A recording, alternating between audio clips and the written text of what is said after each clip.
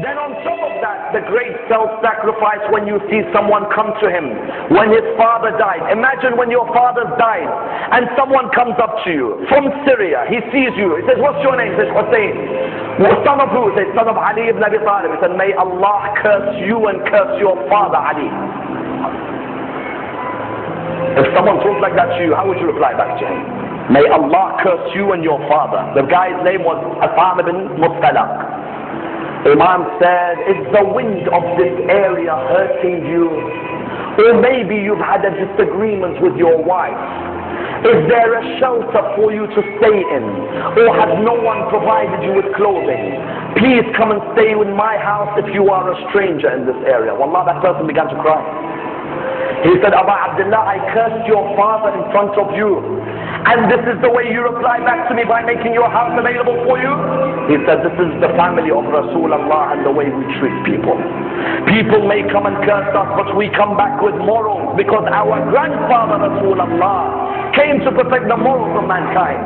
And that's why I will never forget the grace of self-sacrifice before Karbala. Notice none of these stories have anything to do with Karbala. Before Karbala and the Battle of Nahrawan, the soldiers who were caught by Ali ibn Abi Talib were standing there. One of the soldiers, you all know him very well. He was fighting Ali ibn Abi Talib on that day. He had some rope around his hands. It wasn't too tight, but it was around the hands. Imam al-Hussein was walking past. He saw that soldier. And the soldier looked at him and said, Hussein, I beg you, please remove this rope from around my hand, because the rope is causing nervousness in me. Remove it. And I'm asking you. Imam al-Hussein went back to his father. He said, oh my father, I'd like a favor from you. He said, what is this? He said, this person over there, did you see him? He said, yes, I see him. He said, he says to me, the rope is tight around his hand, even though you will never put a tight rope, but it seems to have been hurting him. And he asked me to remove it. Oh my father, do you allow me? He looked at him and he said, Aba Abdullah, go ahead.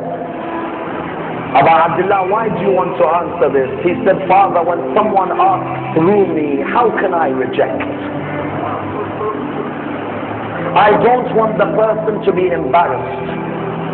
When you realize who this person is, that's when you realize how magnanimous a man this man is. He went back to the person. He said, give me your hands. And he removed the rope from the hands of Shimr bin Biljawshan.